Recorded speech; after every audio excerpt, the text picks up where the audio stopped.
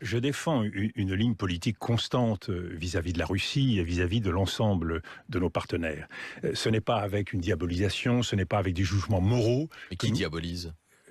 Je vous dis, je vous dis qu'en général, le regard que l'on porte sur la Russie, il est diabolisé. C'est un regard qui diabolise. Les bombardements sur des écoles, sur des hôpitaux, c'est de la diabolisation ou c'est des massacres une fois de plus, ou des crimes de guerre?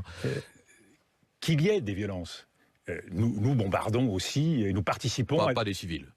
Excusez-moi, M. Cohen, malheureusement, les dégâts collatéraux appartiennent aux deux côtés. Pour la Russie, c'est des dégâts collatéraux. Non, les bombardements ciblés sur les écoles et les hôpitaux.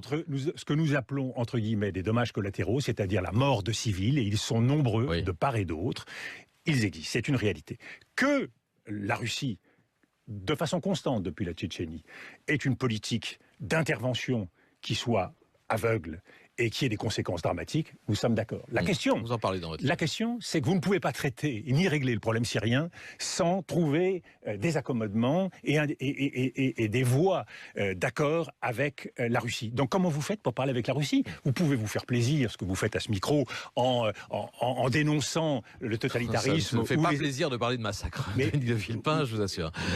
Si, vous faites plaisir en portant des jugements moraux définitifs qui ne font pas avancer le débat. La question, c'est comment fait-on? Pardon, vous êtes révolté dans beaucoup de pages de votre livre. Permettez à moi d'être révolté par ce qui se passe en Syrie face à l'évocation de massacres de civils, enfin. Monsieur Cohen, nous ne sommes pas là pour prendre la pause. Nous sommes là pour essayer de faire avancer et de régler un certain nombre de questions difficiles sur la scène mondiale. Sur la scène mondiale, vous avez une obligation qui est de traiter avec les gens qui sont en face de vous. Et donc, comment faites-vous pour parler avec la Russie? Gaza, Jérusalem. Oui. Est-ce qu'on peut accepter, est-ce qu'on peut considérer que le droit à la sécurité d'Israël, que nous reconnaissons et que nous garantissons, la France a toujours été d'une clarté formidable sur ce sujet, est aussi un droit au massacre des populations palestiniennes? C'est un massacre qui a été commis par les troupes israéliennes. Quand vous tirez sur des citoyens, sur des Palestiniens, des enfants, des femmes désarmés, ça s'appelle comment? Ça s'appelle un massacre. Vous savez, en matière internationale, si vous ne nommez pas, vous perdez la boussole, vous perdez le nord. Il faut dire, et la diplomatie française, si elle perd sa capacité à nommer, elle perd ses dents, elle perd sa crédibilité.